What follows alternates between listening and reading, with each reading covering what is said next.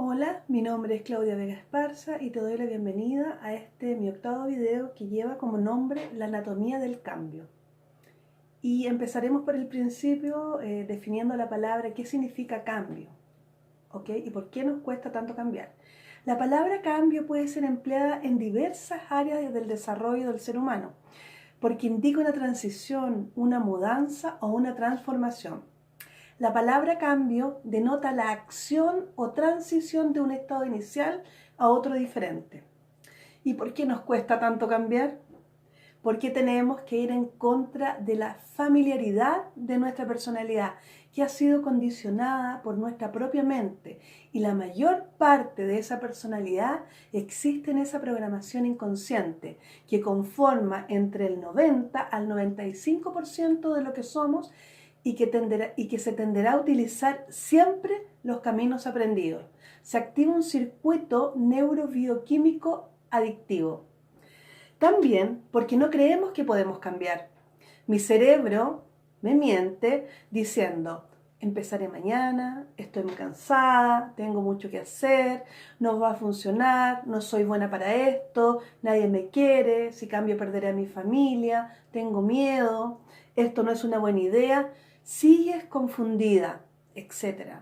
Pasan muchas cosas por nuestra mente y así no tienes que hacerlo. Es todo un impedimento para no ponerte en acción.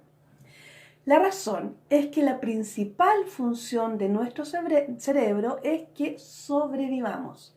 Y en cualquier cambio, por pequeño que sea, el cerebro lo percibe como una incertidumbre de vida. Y esto el cerebro no lo soporta.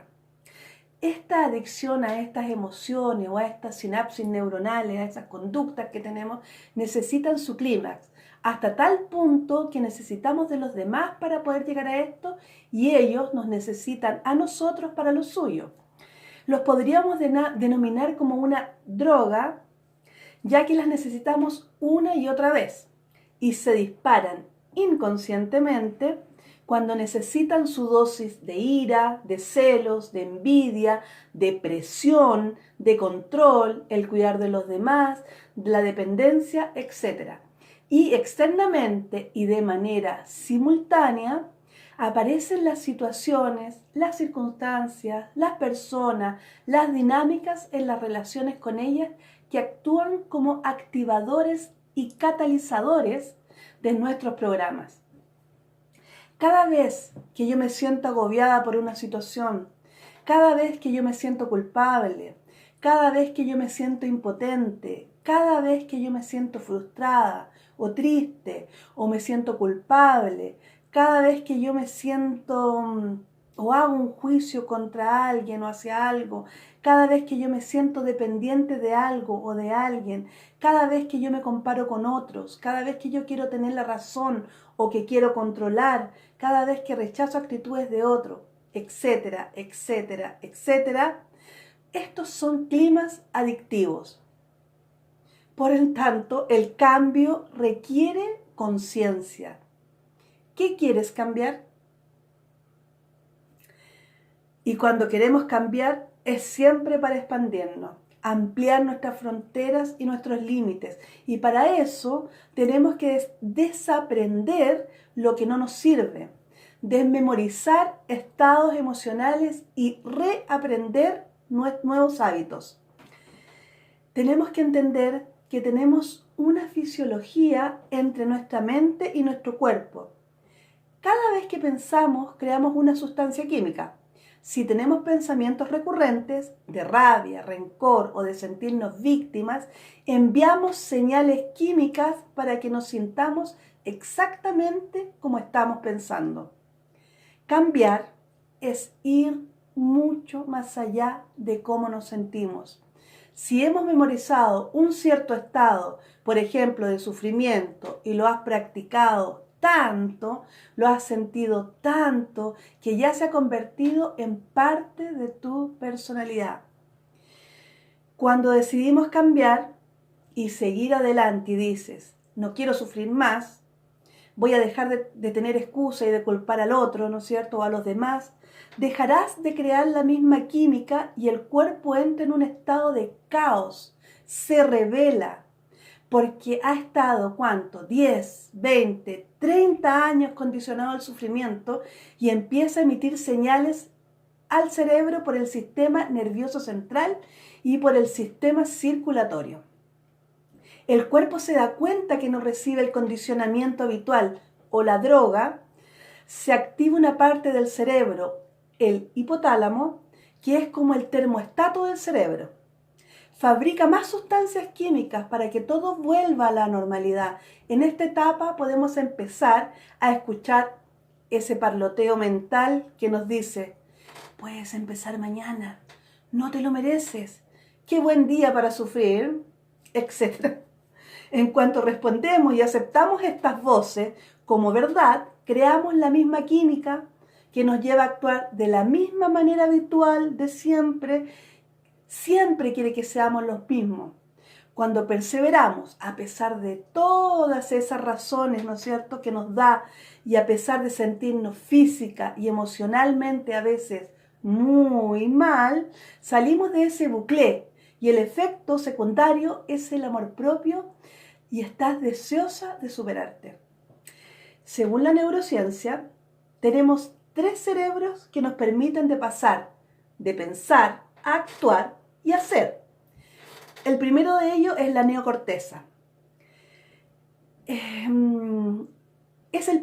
neocorteza es el cerebro pensante. Cada vez que aprendemos algo nuevo, se produce una nueva sinapsis. Cuando vivimos una experiencia nueva, esta acción enriquece al cerebro, porque todo lo que vemos, todo eso que olemos, todo eso que saboreamos, sentimos, escuchamos, nuestros sentidos están recibiendo toda esa nueva información del entorno, del contexto, y por eso envía un torrente de información, lo que hace que miles de neuronas se organicen y producen sustancias químicas que envían señales al cuerpo. Cuando esto sucede, se activa el cerebro límbico o cerebro emocional. Cuando cambiamos nuestra conducta y vivimos una nueva experiencia, estamos influyendo al cuerpo emocionalmente para enseñarle lo que entendió intelectualmente. Ahora, hay 2 cerebros trabajando juntos, la mente y el cuerpo, en forma sincrónica. Ahora encarnarás el nuevo conocimiento que hay que repetirlo mucho, tanto así que tu cuerpo lo sepa tanto como tu mente. Así lo reacondicionas neuroquímicamente. Tus pensamientos y sentimientos se alinean con un concepto y se activa. El cerebelo, donde está el centro de la memoria, y se activa cuando ya lo hemos repetido y practicado tantas veces que ya no tenemos que pensar en ello y se vuelve automático. El proceso de cambio requiere que pasemos de pensar, actuar y por fin ser tú. La mayoría de las personas nunca cambian porque es incómodo, aunque lo conocido no les sirva. Son felices siendo infelices. ¿Has oído hablar de la zona de confort? Que no es tan de confort, sino que estás habituado a tener los mismos problemas de siempre, las mismas circunstancias de siempre, tu zona de seguridad. ¿Qué resulta de esto? Toman las mismas decisiones, tienen las mismas relaciones, surgen las mismas situaciones en tu vida. ¿Qué quieres para tu futuro? ¿Cómo te ves de aquí a 5 años? ¿Qué estilo de vida quieres tener? ¿Qué tipo de relaciones quieres vivir? Y aquí entra el lóbulo frontal. Y es el primer paso para obtener una nueva vida. Cuando nos hacemos preguntas sobre especulaciones, probabilidades, inventar una nueva modalidad, se activa el cerebro anterior. Es el arquitecto, es el diseñador del destino, es la mente consciente que empieza a planear y a hallar maneras de ser, de pensar y de actuar. Cuando nos preguntamos, ¿cómo sería? O ¿cómo quiero ser? ¿Qué tendría que cambiar en mí? El lóbulo frontal empieza a observar ese paisaje del cerebro y a escoger las distintas redes neuronales que hemos ido aprendiendo a través de nuestra vida y experiencias, ¿no es cierto? Y las combina a la perfección para crear un nuevo plan. Cuando comienzas a cambiar, hay que estar muy consciente de que el cambio es muy incómodo. Cuando comienza el paloteo que nos quiere sabotear el cambio y que nos dice que empecemos mañana, que es culpa de otra persona, que no hay una buena razón, después de toda esa química que te hace sentir mal, te sientes en el medio del caos y entendemos que esto es normal que suceda en el proceso de cambio, nos podemos permitir observar esos pensamientos y no participar de ellos. Y aún así empiezas a hacer cosas nuevas, decides lo que quieres hacer o ser. Comienzas a planear. Todo ese proceso de autoobservarse hace que el cerebro cambie por sí mismo.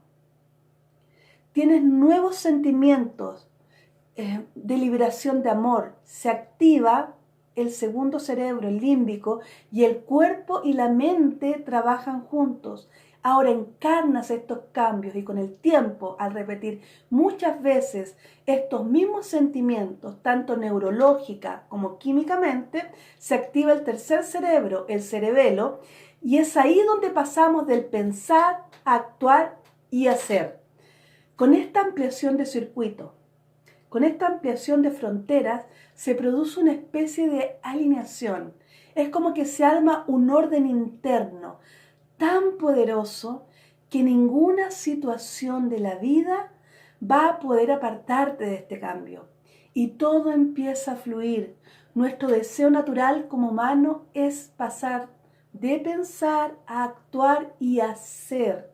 Y cuando logramos que estos estados mentales llamados amor, libertad, perdón, compasión sean tan automáticos, nos encontramos en una nueva aventura, nos dirigimos hacia una nueva vida, hacia una nueva realidad.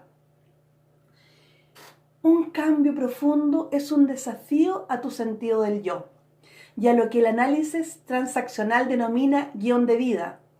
El guión de vida es un plan inconsciente de vida, elaborado a partir de las conclusiones extraídas en tus experiencias infantiles, que guía la manera que debes vivir tu vida. Cuando somos libres de esos estados emocionales que no elegimos, sino que son de sobrevivencia, que nos hacen vivir en estrés. Y cuando estamos estresados, reaccionamos al mundo exterior, al contexto, a esas reacciones, y esas reacciones hacen que el cuerpo pierda el estado de homeostasis o de equilibrio.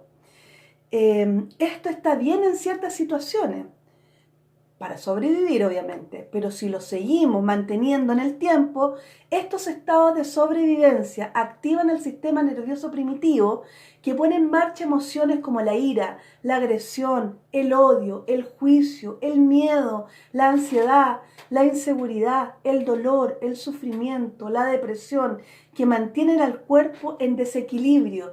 Y ese desequilibrio se convierte en el nuevo equilibrio y se convierten en parte de nuestro carácter o personalidad. Yo creo que parte de nuestro propósito en esta vida es aprender y cambiar.